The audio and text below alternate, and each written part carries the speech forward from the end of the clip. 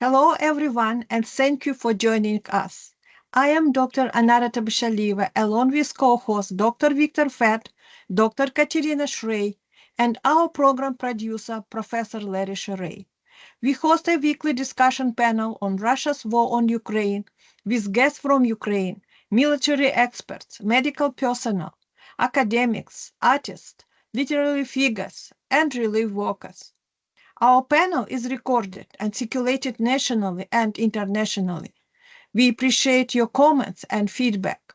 Special thanks to Marshall University Libraries and MUIT for making this weekly event possible.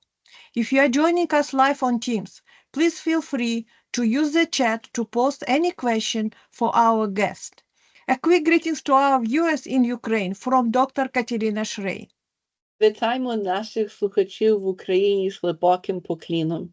Ми далі свідки вашого страшного терпіння і також вашої великої сили. Дякую вам за вашу участь в нашій тижневій програмі. Thank you, Katerina. Today's guest will be introduced by Dr. Victor Fett. Thank you, Nara. I'm very honored and glad to welcome back to our program Carina Cockrell-Ferre from United Kingdom, and she will talk on why is Putin so obsessed with history. Carina is a writer, a journalist, a lecturer, and well-known blogger who has lived and worked in the United Kingdom for a long time. 2 years ago, her best-selling novel called Lousha, about a British family who went to the USSR in the 1930s to help to build a communist dream which ended up in a gulag, was published in Kyiv, Ukraine. The area of Carina's special interest and attention is history. She has closely followed the events of the Russian aggression against Ukraine since its beginning on humanitarian and political levels.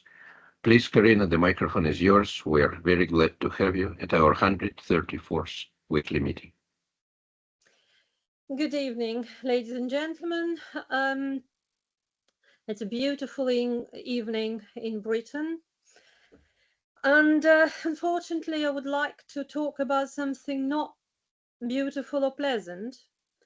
And this is the topic of how Putin managed to weaponize history. How this is a lot of new things we've seen during this war. A lot of new technology, deadly technology.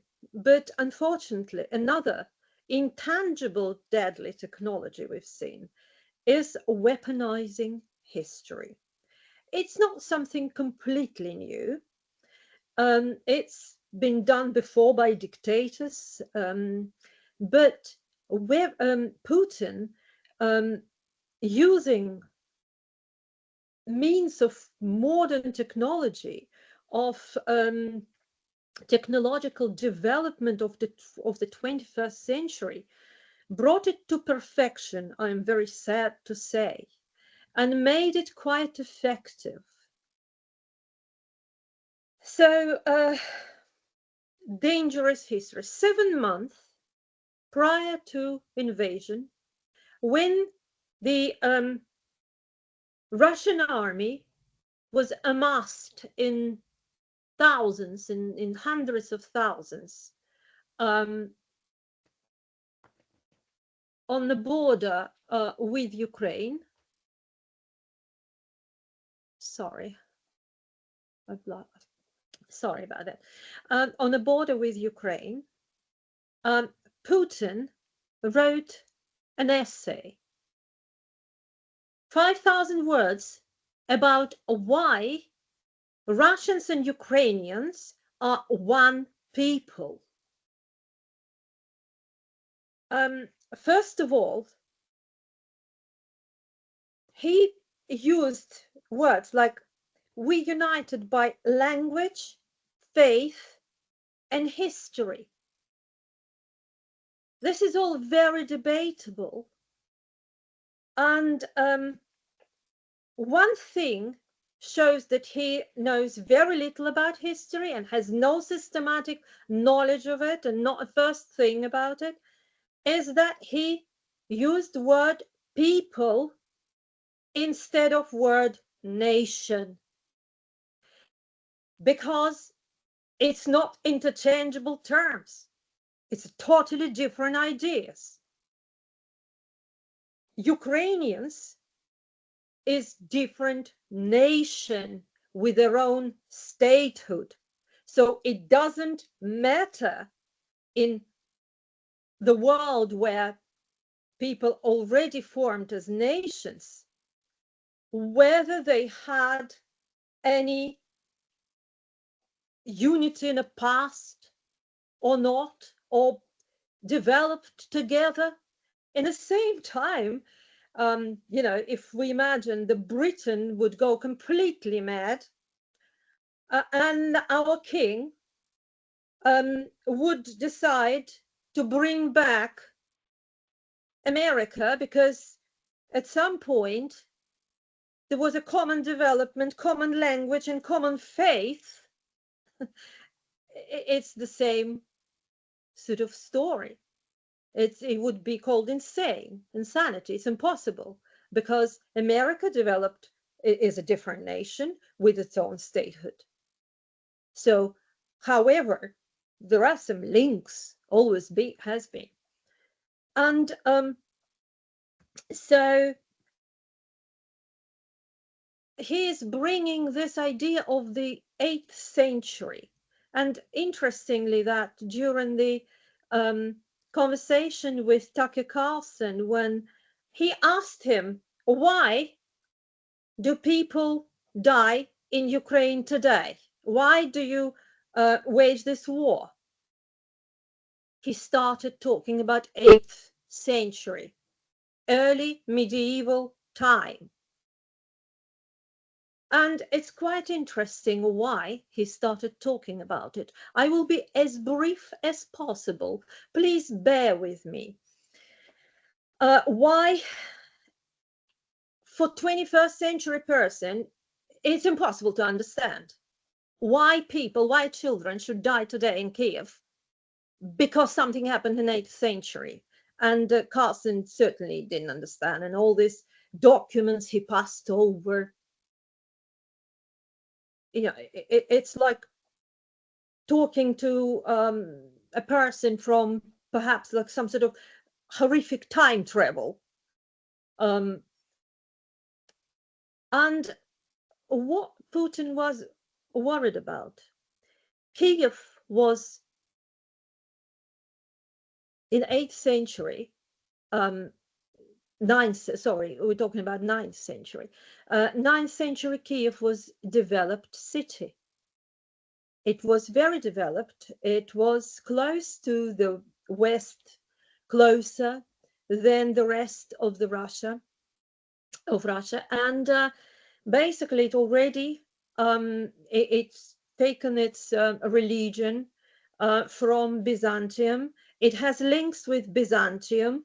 It had a famous trade route from Varangians to Greeks, where they connected Baltic Sea with the Black Sea. Archaeologists found lots of coins dated back to the Byzantine emperors, to even Arab dirham they found there, the money. So it was quite lively trade. It was put on the map. Kyiv was on the world's map.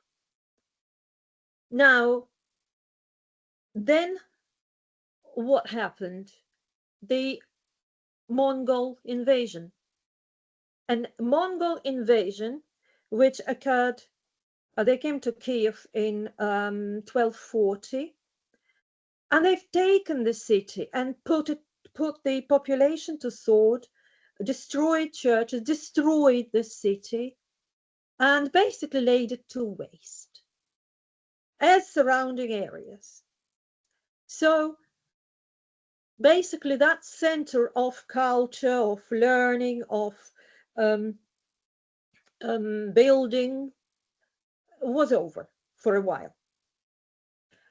Mongol Tatar yoke, or sort of occupation, lasted 250 years.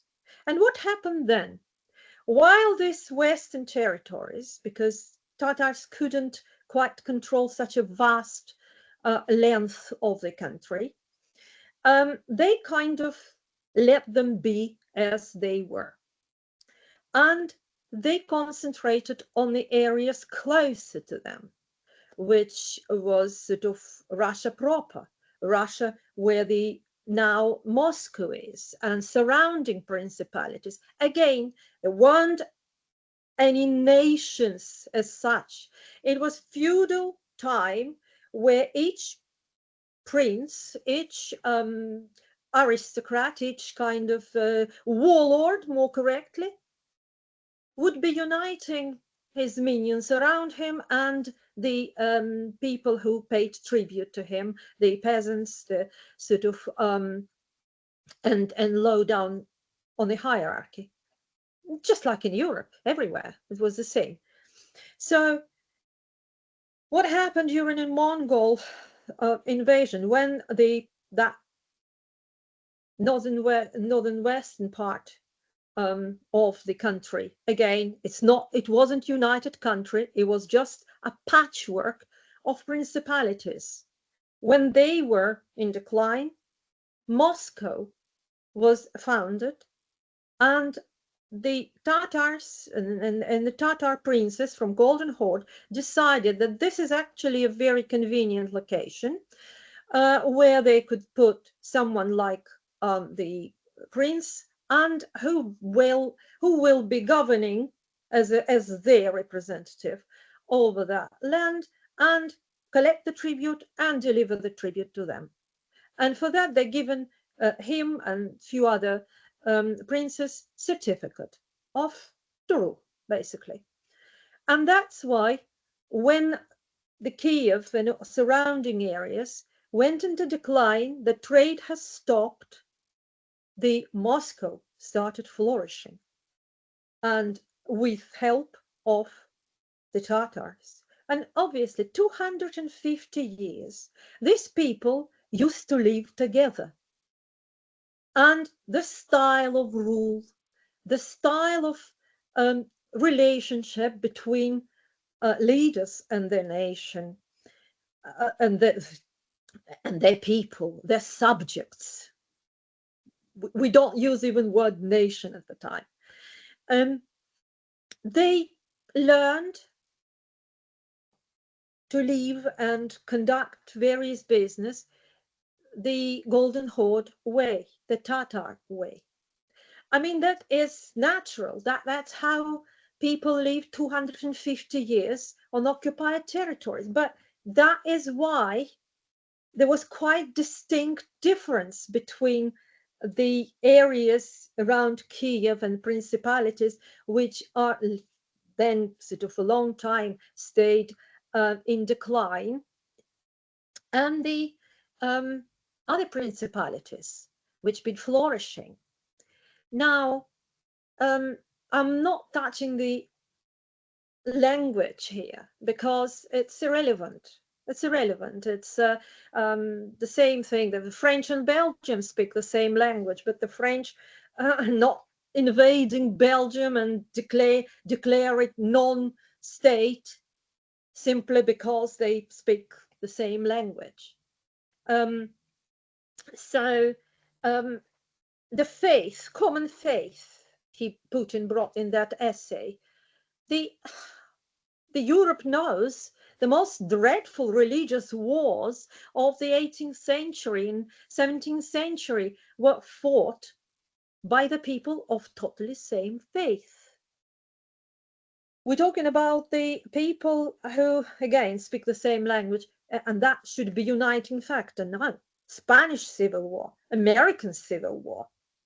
People spoke the same language, but they could have totally different attitudes and ideas about future, and that's why they're going into war with each other.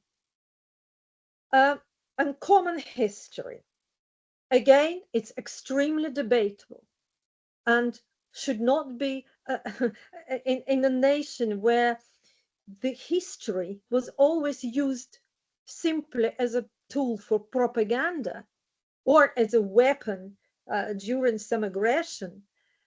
You cannot possibly rely on history. because it's basically, it's only a tool. So why Putin is so worried that Ukraine is now seem to be separate and seem to be starting their history from the Kievan Rus.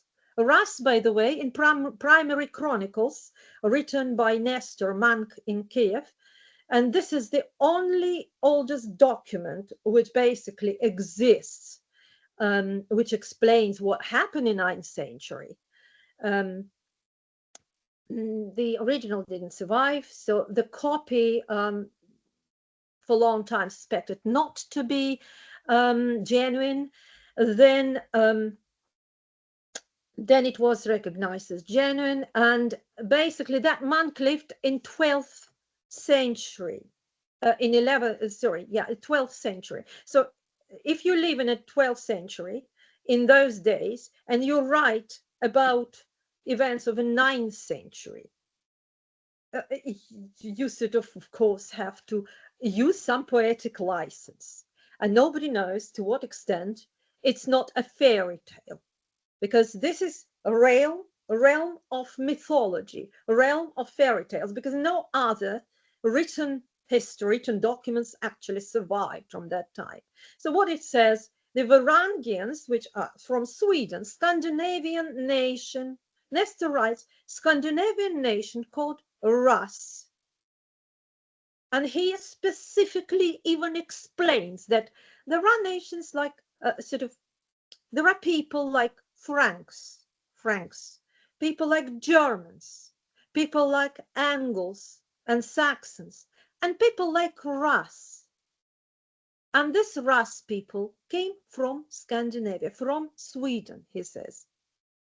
So they were not Slavs at all. They settled in Novgorod, and then quickly, what they wanted is a trading route between Baltic and Black Sea.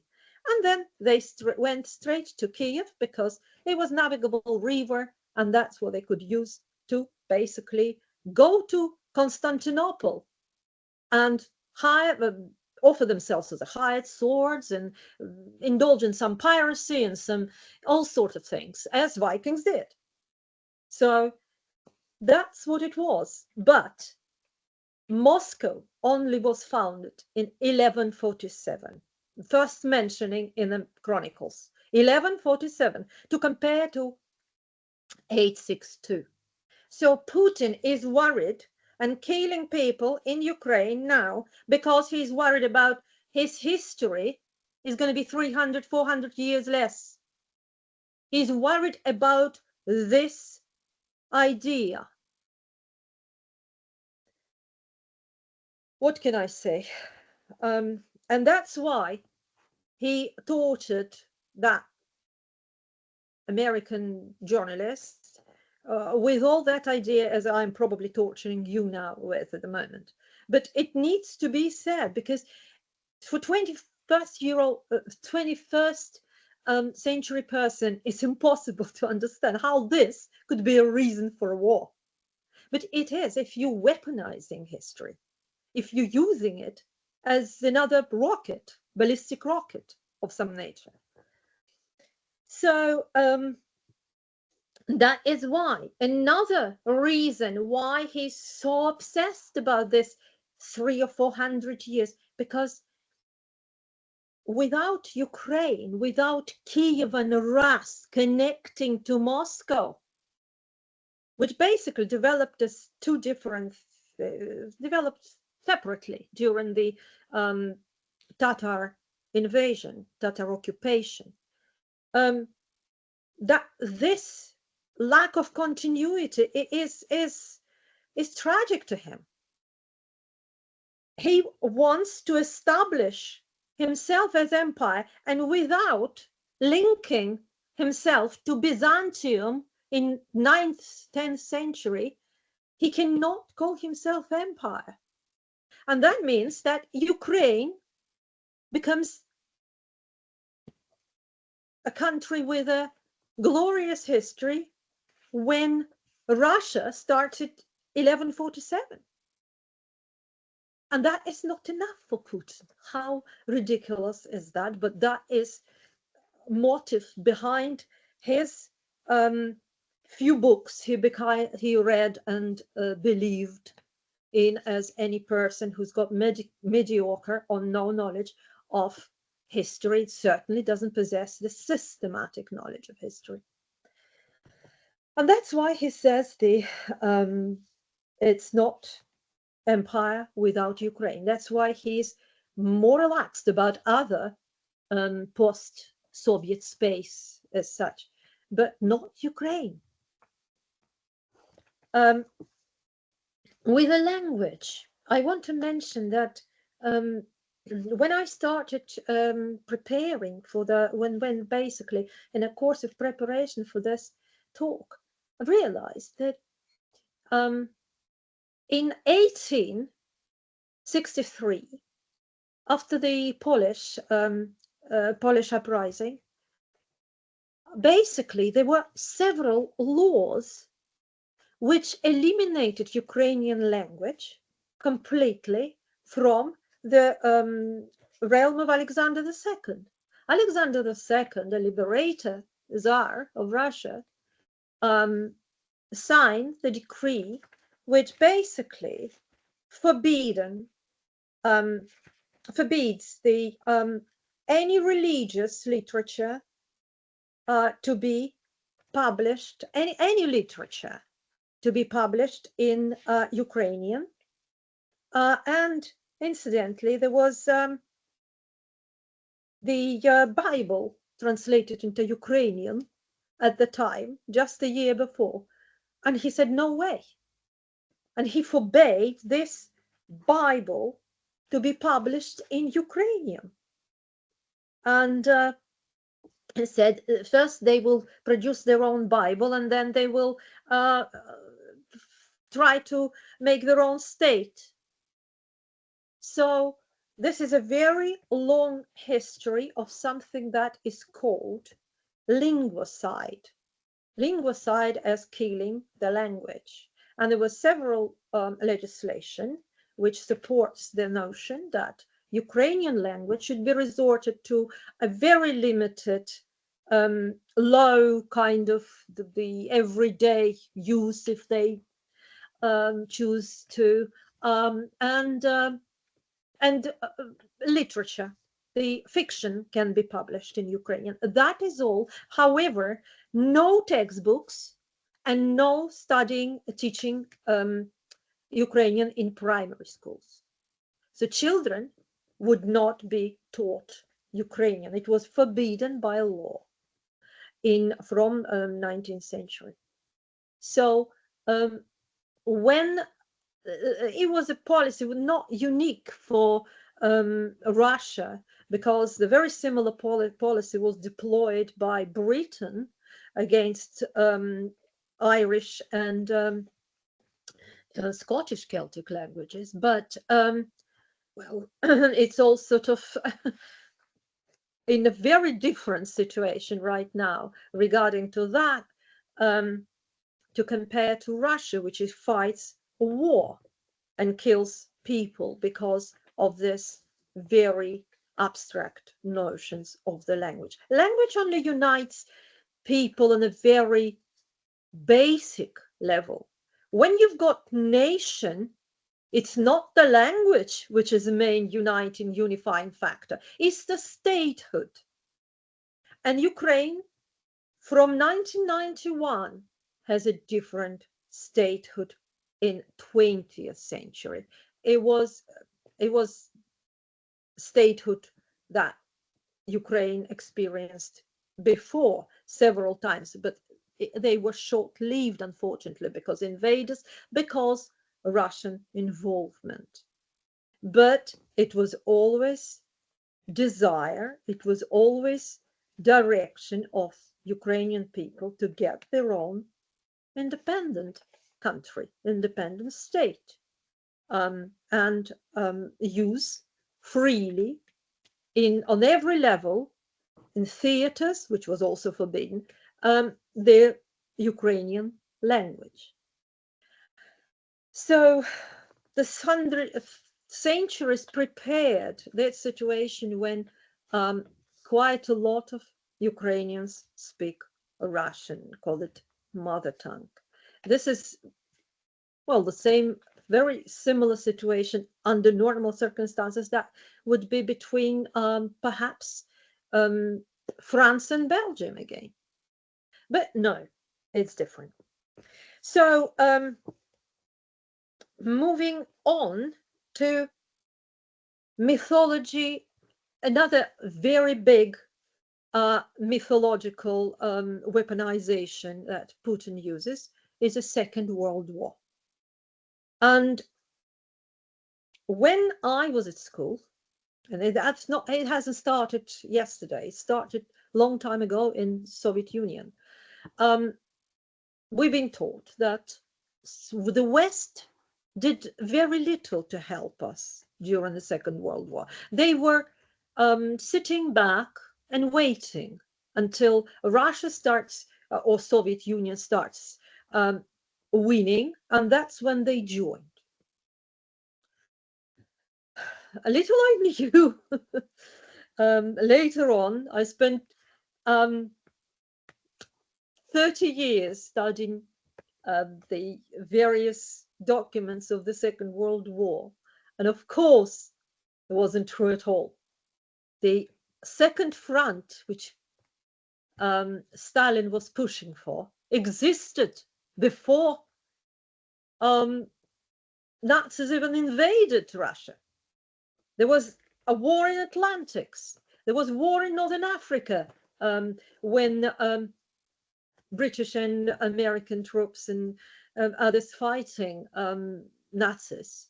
There was in Sicily, in Italy, and so on. So the front of resistance, there were heavy bombing of entire Britain.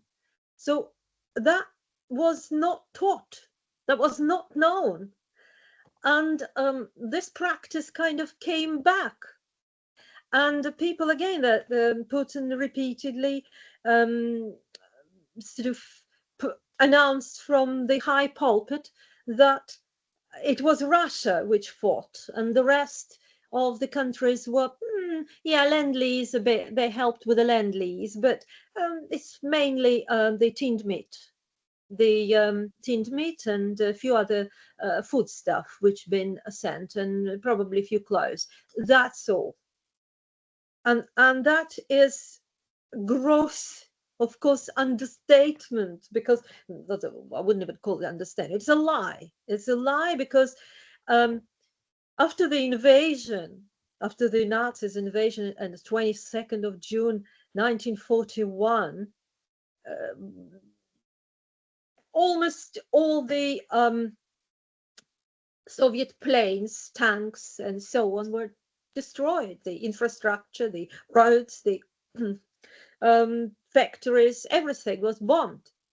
And Stalingrad battle was won because the West, because of the convoys and the Arctic convoys, were bringing thousands of warplanes, thousands of tanks, thousands of everything, munition in huge quantities.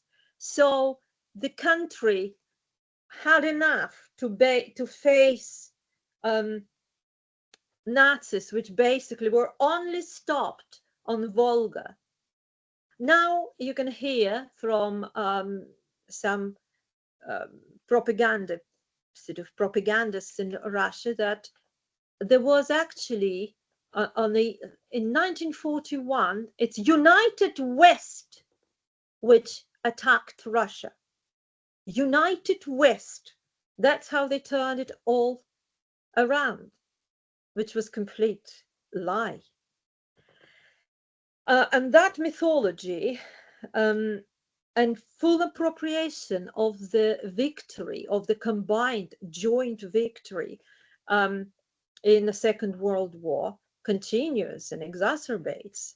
And Putin in 2005, when he hosted a huge military sort of the Victory Day in Russia, where every leader of the West and East was present, he was talking differently. He was recognizing the participation of all nations. But now he probably thinks that people are subjected to some form of amnesia and they don't remember, and the video doesn't exist of what he was saying then. So it's all complete change. And because of that, it's used by propaganda. And recently I watched disturbing material filmed by the present time journalist agency, Настоящее время, and the journalist Irina Snegovskaya take an interview from people whose mothers sent them to the front line to fight, to kill Ukrainians, because you have to protect the motherland. So they were zombified by this propaganda, Putin's weaponization of the war, strongly enough to send the most dear to them, their sons, to fight to this unjust war which Russia actually started.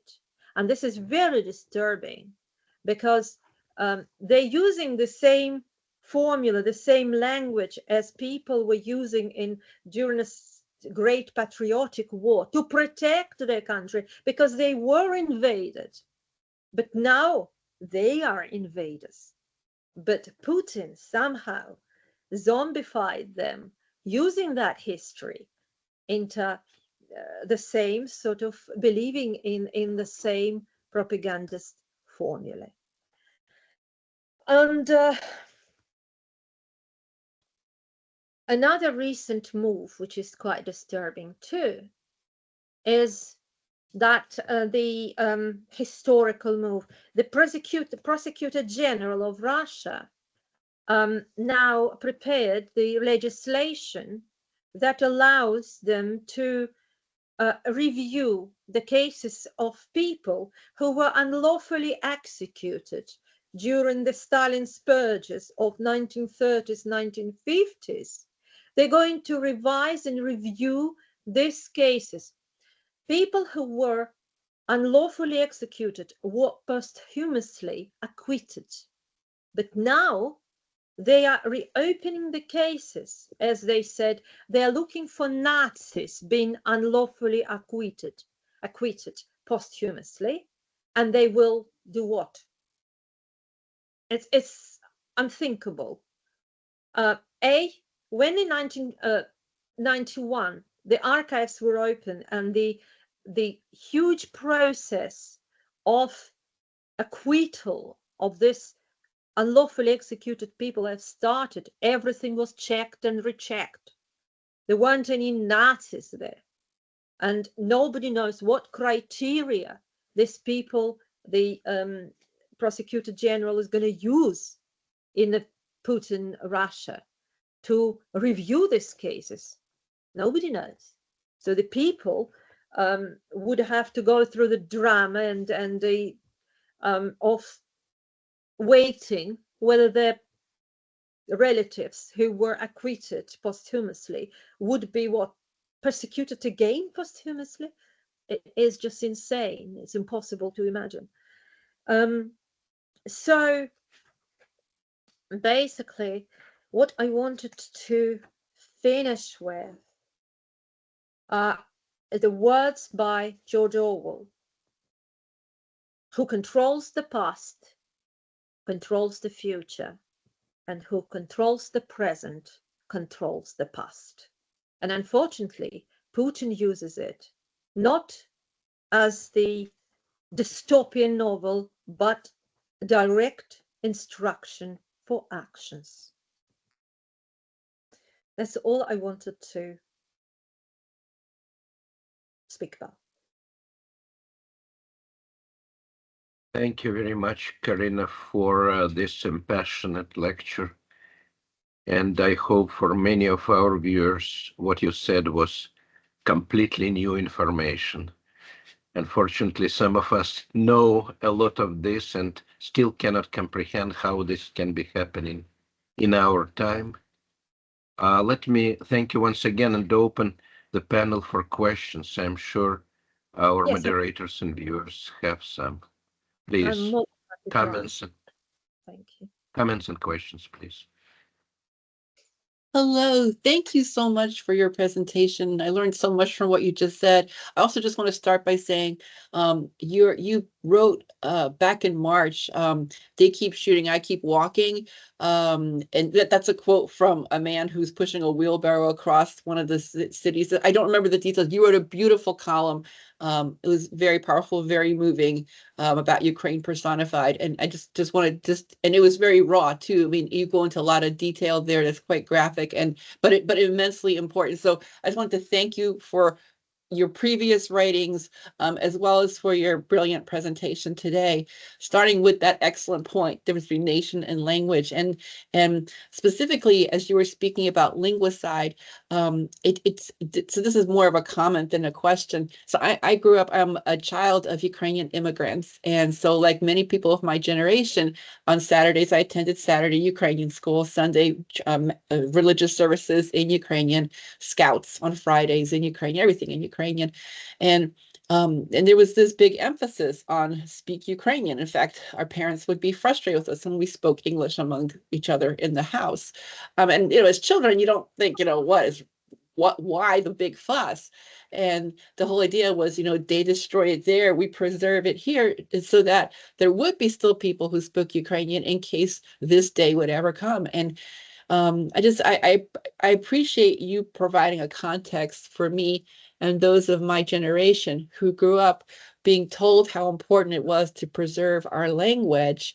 But not nobody, your parents aren't going to tell you why. They're just going to say, speak, if you think you're doing it because you love them and because they love the language and whatnot. But I really appreciate you putting like a much larger framework on that. And it does make me grateful to my parents and the parents of all those who raised my generation for recognizing the importance of preserving a language. And just thank you for your great presentation. I learned a lot, and I'm very all the dates you mentioned in Ukrainian school. We learned 1240 Tatars came and they burned down the Golden Gate. Like there's we hear these stories, but to hear all that put together, really, you went over 2,000 years. Well, not quite 2,000, like over 1,000 years of history in a very eloquent and elegant way, and I really appreciate it. I try not to bore you. No, not at all. Not at all. Yes, I could talk for hours about the linguistic side of it because, I'm interested in it, but I don't think it's a linguistic question. I don't think so. It's a purely political question. No, I've never heard the explanation for Rush. So growing up, it was Kyiv and Rush was the name of the area that has become Ukraine. And because Rush looks a lot like Russia, like I've had to explain all my life as a young person how Ukraine and Russia are different. But if you can talk a little bit more about you said it came from the Viking. There's Viking origins for that word. Yes, the Nestor, the monk who wrote the primary chronicles. I don't have English translation of it, unfortunately. Nestor Monomach. I remember. Yes, yeah. But it just says that there are different people in the world. For example, Franks. For example, Germans. For example, Anglo-Saxons. Yeah, it's just Saxons. Yeah, but there are also people like Rus, and these people came from Sweden because they've been called to rule over the tribes, and protect, basically. They were called as a hired swords for protection of probably one group of tribes against another. Again, the people who lived on this territory between, shall we say, Baltic and Black Sea, they were not all Slavs. They were Slavic people who were different, Drevlians, Polians, they were Slavs. But they were also Hazards. They were also also the Finnish and Ugrian tribes, and you can't tell which one are which. They all intermarry, they all interchanged, and they all kind of well, as you imagine, for thousands of years on that territory, you can't possibly separate. For propaganda purposes, yes, you can, but no, you can't really, in reality, imagine people who came to live in Kyiv, which was a huge city, 40,000 people. It's one of the biggest in the 9th century Europe. Basically, yeah, only few people, only few cities were that big. They already had the San Sofia built, so there were stone churches. They were Byzantine artists came to decorate everything. They were trading quarters, like in Istanbul now. They've got sort of like a quarters where the Western traders would be lived before, and the same was in Kyiv. There was the fortification, but then there was lots of areas where there were people of different nationalities. Even Italian traders would come, perhaps. Even the other people of Scandinavia, even English would come, because it was sort of wealthy and worthy of trading, and they would be traveling across that very famous route, which was from Vikings to Greeks, they called it. So they would be taken, because they were using light boats, and the Dnieper has lots of steps. They would take the boats, go around steps, carrying them literally, and then continued further to the Black Sea. And that's how they continuously had connection with Byzantium, with Constantinople. So that is how they accepted religion from them. And Constantinople was the greatest empire at the time. And to be honest, there was nothing as big and as developed closer to them. And that would be a logical thing to do. To accept the Christianity, to accept the other things. But the thing is, it all came to an end with the Mongol invasion, of course. But again, the Mongol created their own state in a totally different format. And only after increased and renewed connection with the West, because in the East there was very little left, the people of Ukraine started kind of rebuilding their cities, their lives, the Kyiv, and so on. But interesting fact, the population of Kyiv of 40,000 people has not been reached until 19th century. Pre-Mongolian population of Kyiv has only been reached in the beginning of 19th century. That amount of people lived in Kyiv. So it was very great devastation that being caused by Tatars, because they put up very strong resistance. And Tatars normally basically raised the city if they resisted them, and they all resisted very strongly. And obviously, they were quite a tragic story, really, how it all sort of came to an end. But then they didn't stay. They went further east to sort of territory which is at the moment around Moscow and proper Russia, which is more convenient. And they've started building roads that are of some nature, the sort of stations for travelers and that sort of thing. And of course, they arranged the country by their own standards and by their own, and the country itself. Because if you have, like Romans who stayed and sort of colonized Britain for 300 years plus, Britain became very Romanized at the end. So it happens with every long occupation, basically colonization. That's what it is, what it was. Thank you. Thank you very much. I see Anara's got her hand up. Thank you also for your comments about Tucker Carlson's interview with Putin. Thank you for your whole presentation. I'm going to yield the microphone to Anara. Thank you. As you mentioned, Russia's mission, Russian Empire's mission was civilize, protect, and educate. And I would call it as Russian, Soviet, first Soviets and Russian men burden. So, and to maintain Russia as a third Rome, the enemies were invented, as you mentioned. They were Ukrainian Nazis. They just were invented. The enemies, Ukrainian Nazis and collective West, decaying collective West. Why ordinary Russians, by Putin's interpretation of history, and this also, and why they believe in the worldwide mission of Russia, that Russia always is should be ahead and just spread wisdom, not across the former Soviet republics, but also across the collective West, and so on. Thank you.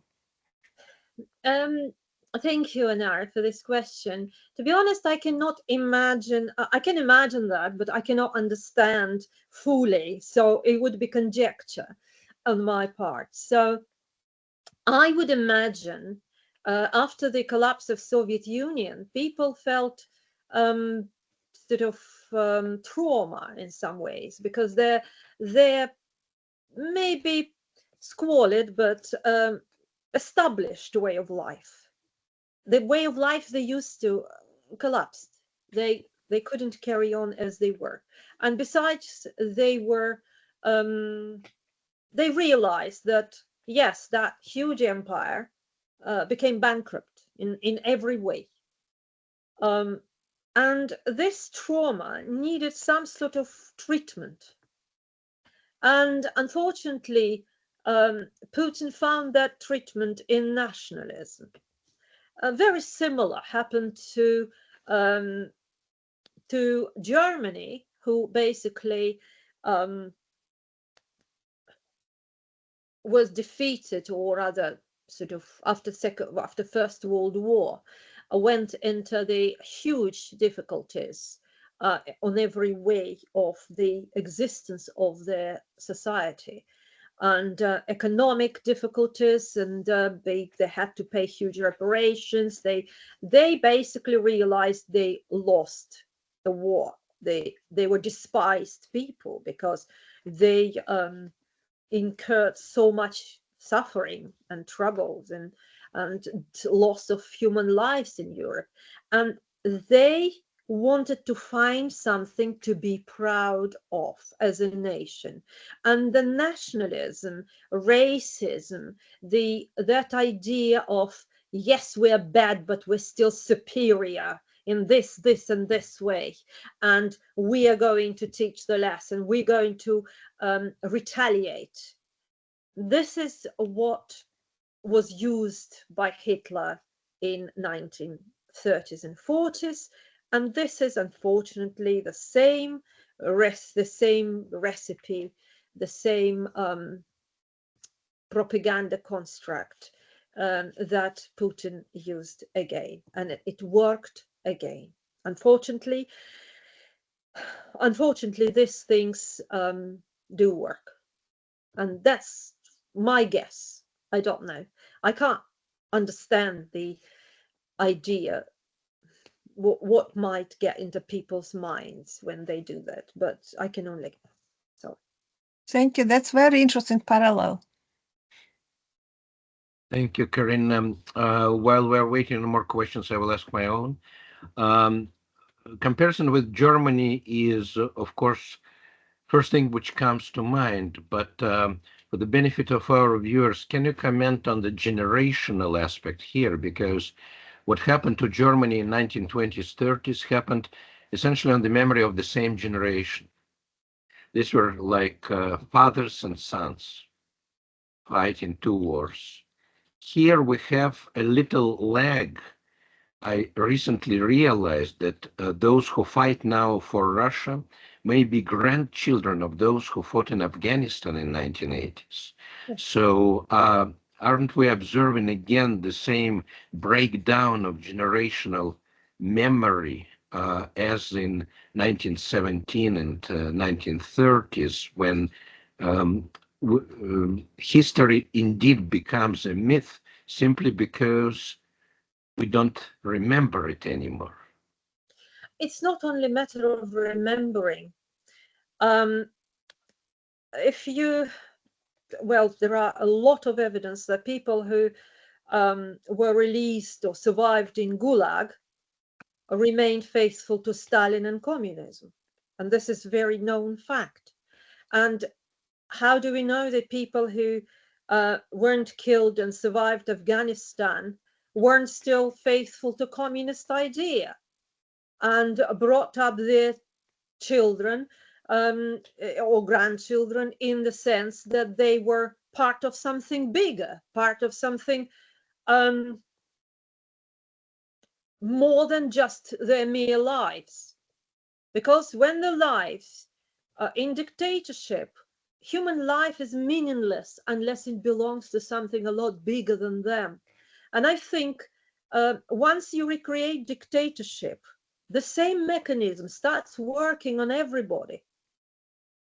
That is the only thing I can basically again imagine, rather than. Thank you. With all these experts, we're really living in a very, very fluid history right now. Every day, every week brings a lot of various factors, not even mentioning what happens right now in the Middle East and in the United States as well. Do we have more questions, please? We are nearing the end of the hour, and I want to give word to anyone who wants to ask or comment, please. We have several live viewers today. Well, they're thinking another aspect which we really need to ask. Your talk was focusing on Putin as an individual.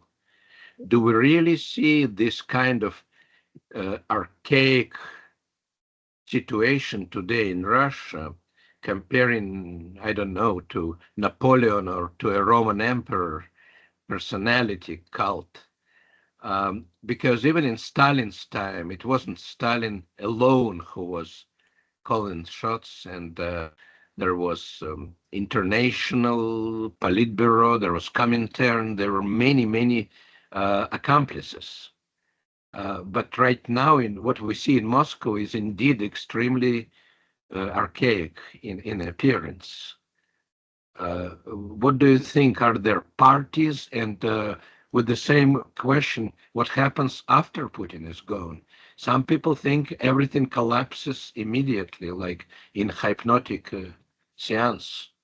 No, I don't think that we can compare Putin with Stalin at all. I don't think there is any. Behind Stalin, there was still ideology, which was Yes. very universal, appealing to a lot of people, and who didn't know what was going behind closed doors of and gates of Gulag.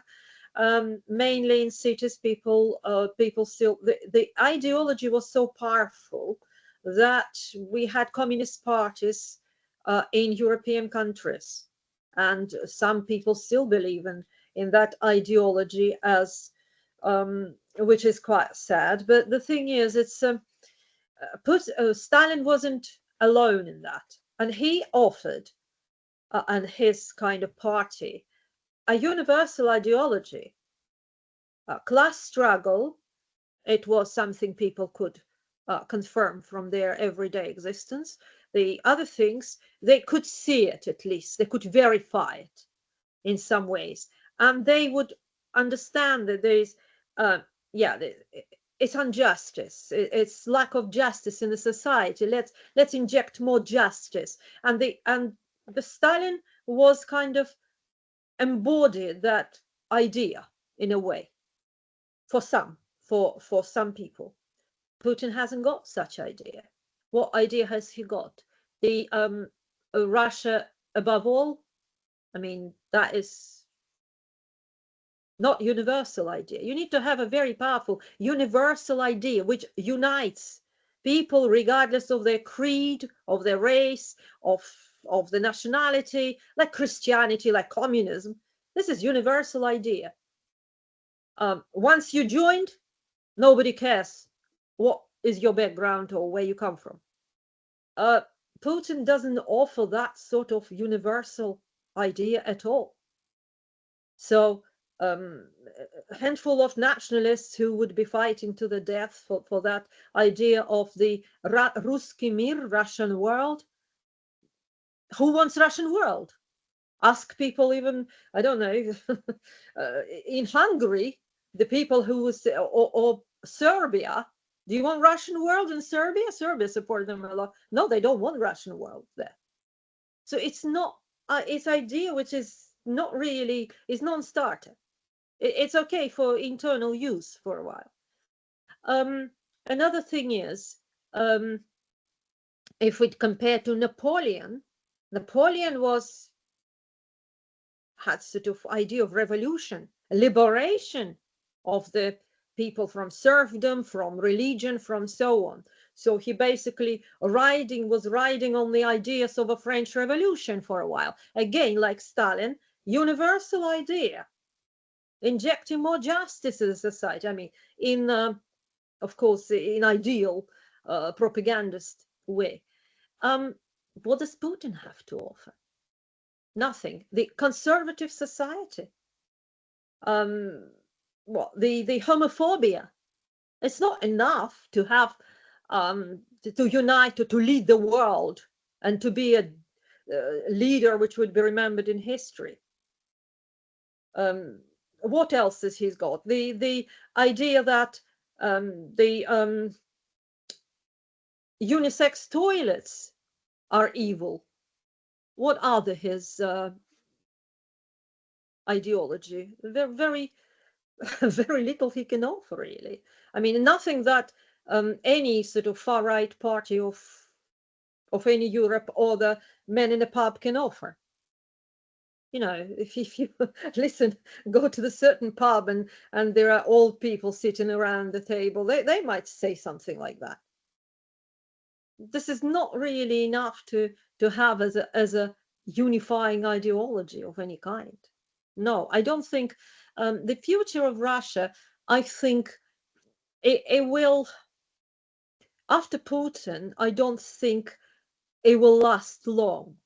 That idea, that vigor, that propaganda, it's not going to last long. It will start gradually finding common ground with the rest and so on. And because the I think Putin is very strong brand behind all this.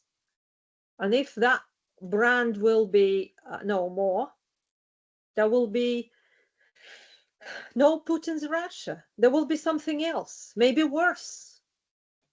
But it won't be Putin's Russia. It would be, if you look, you know, how many of this totally committed Russian nationalists?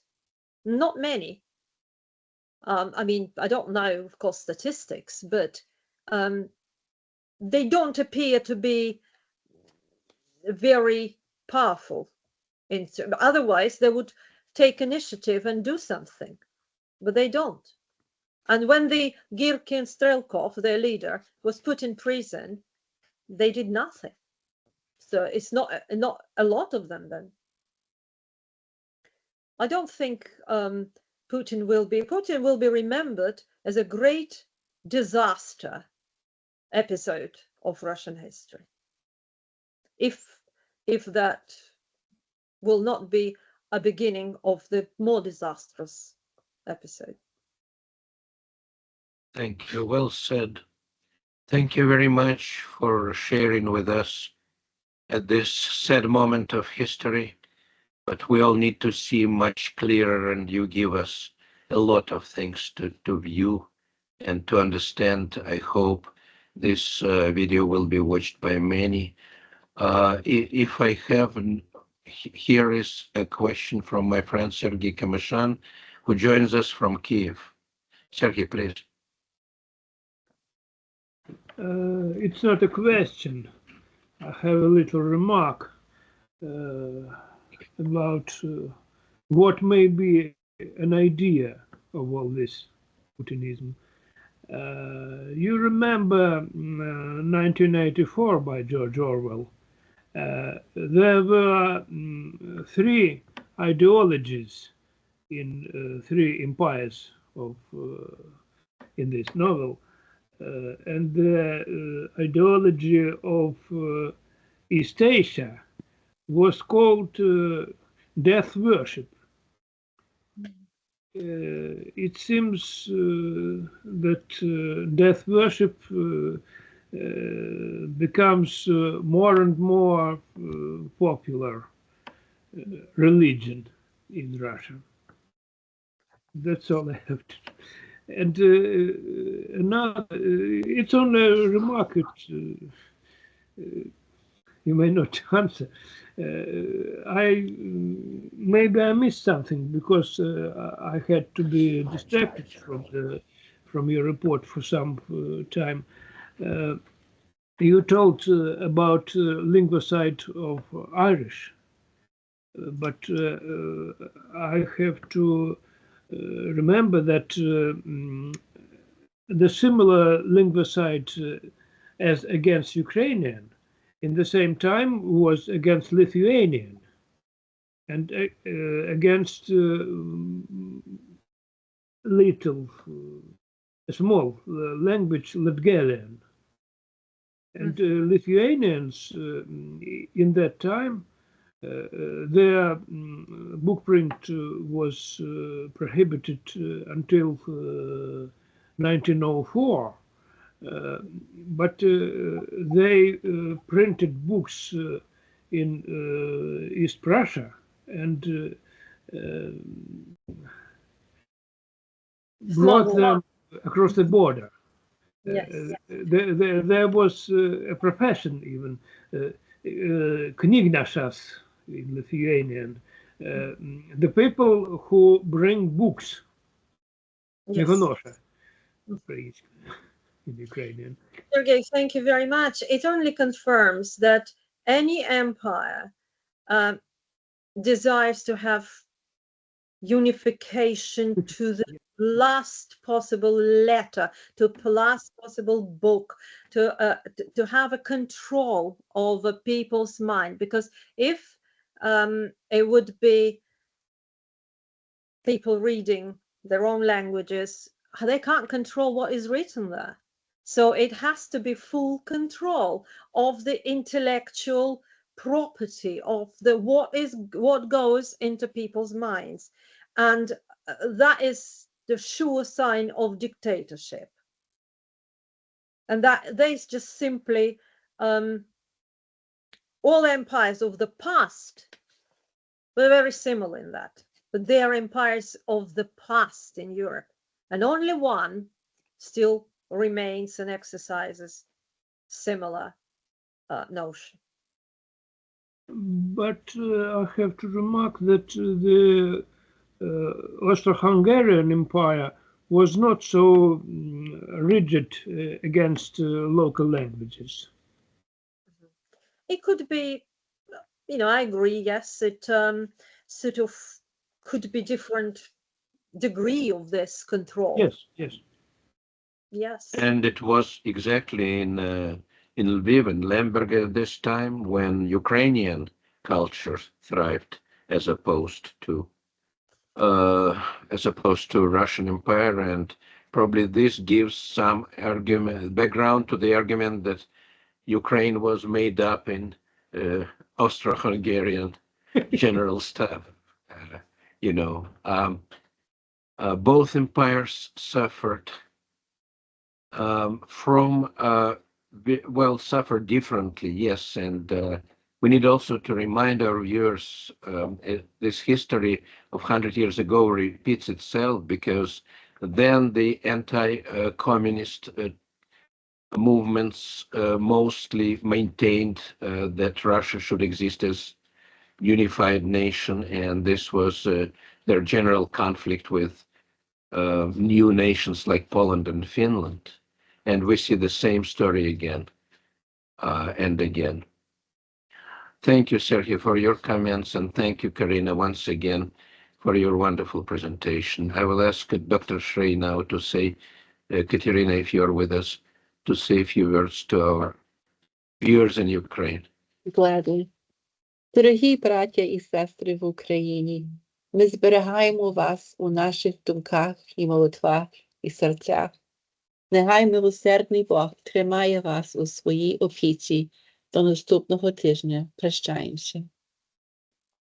Прощаємося. Слава Україні! Героям слава! Слава Україні! Спасибо. Thank you very much for listening to my strange talk.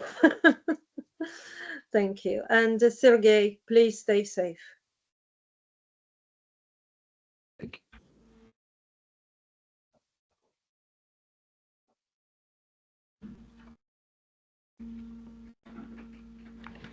Thank you one more time.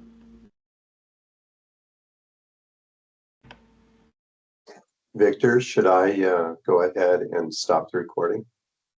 Yes, please.